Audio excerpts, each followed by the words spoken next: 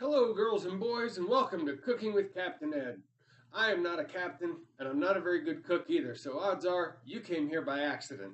But while you're here, let's talk a little bit about guitar. I'm going to start off today by talking actually about something that I just realized. I've been playing for about 35 years, and I did have a bit of a stopping point in the middle. Around, I kind of stopped playing from about maybe 2003 till about 2008. And, of course, and what we're going to talk about is pick. Your pick. Not picking your nose, we're going to talk about guitar picks. Now, when I first started out back in 1984, I used your basic Fender Medium, which is not too much different from this.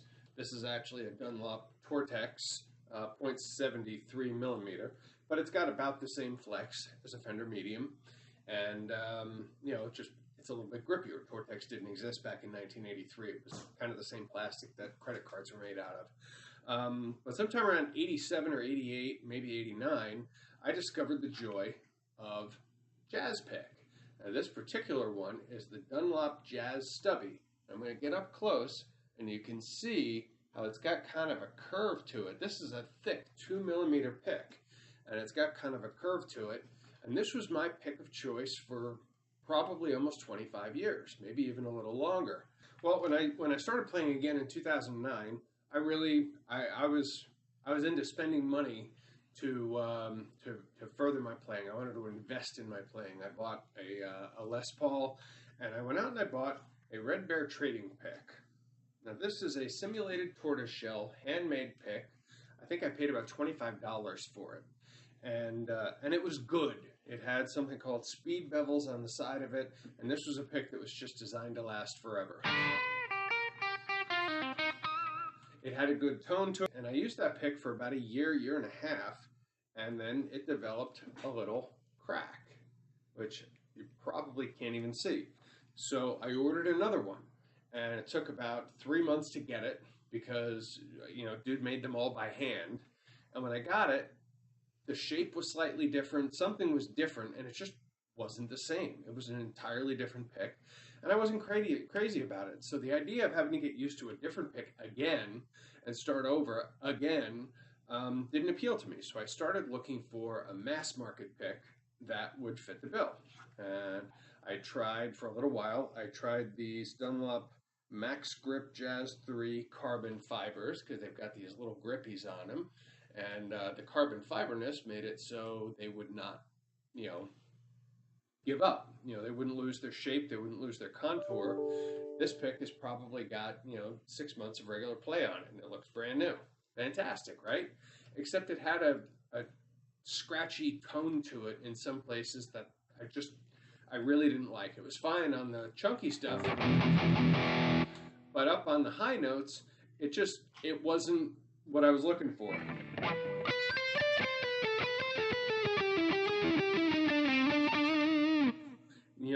You can hear there's a lot of pick noise to it, and I didn't care for it. So I set out to find something new.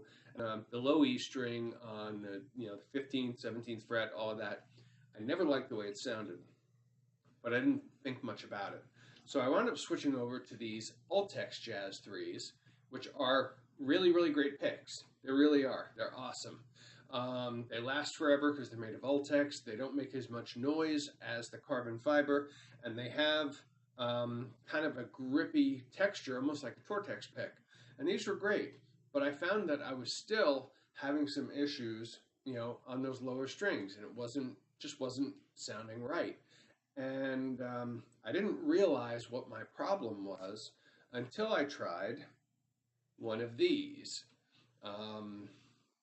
Over on the Sinister Gates School, there's a lot of people that would talk back and forth, give advice, take advice. It came up, and there was talk about picks, and it made me stop and pick up because this Tortex Jazz 3 1.14 millimeter, I had it in the bag of picks that I bought to sample them. There was a John Petrucci pick in there as well as a bunch of them, and this was just a 1.14. It's a much thinner and much more flexible pick than I'm used to, and a couple of people, had talked about it and made me interested. And in fact, I believe one of those was Sin himself, and then I think in one of the lessons, his dad, Papa Gates, made a reference to how first Sin made him use thick picks, and then Sin backtracked and said, "No, no, no, you got to use thin picks." And so I want to kind of see what that was all about. And what I realized when I was doing that was that and I don't know exactly when it happened, but my picking went astray. And all of these other picks that I was using, these super thick picks with beveled edges, they were hiding that. And this little Dunlop Jazz 3 Tortex exposed it. And I'm going to show you what I was doing. What I was doing was I was picking at an angle such that every pick would produce a scratchy. I was not picking, with the pick angled and up and down like this. I was picking more like this. And so that's why the notes on the low strings were sounding like crap. I'd play stuff down here, and you can hear all of that noise, and it's terrible. But the problem was I wasn't picking right. But everything that I was using, it was masking it. The equipment I was using was masking that to me. So I switched over to this pick really not that long ago, and I slowed down a lot of exercises, some very specific exercises to help me get to get used to the proper pick motion, right? And so I'm going to show you one of the exercises that I've been using. So what I'm doing is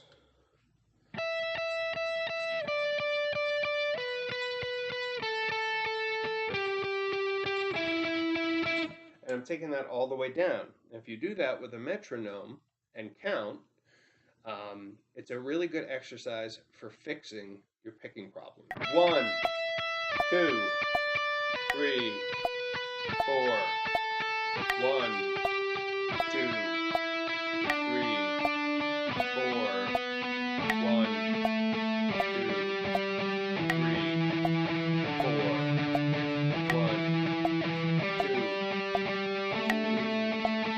4. 1, 3.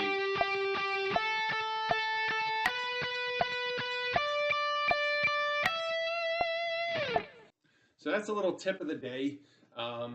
If you're struggling with improving on your picking speed or your picking clarity, shake things up a little bit. Look at a different pick. If you have, everybody's got one. Got a phone. Find a way to set it up where you can, record your angle, record your mechanics, and study what you're doing. See what you're doing wrong. Don't let it drag on for years like I did. You can be better, faster, stronger. Nah. You could be the $6 million man. This has been Cooking with Captain Ed. Pick on.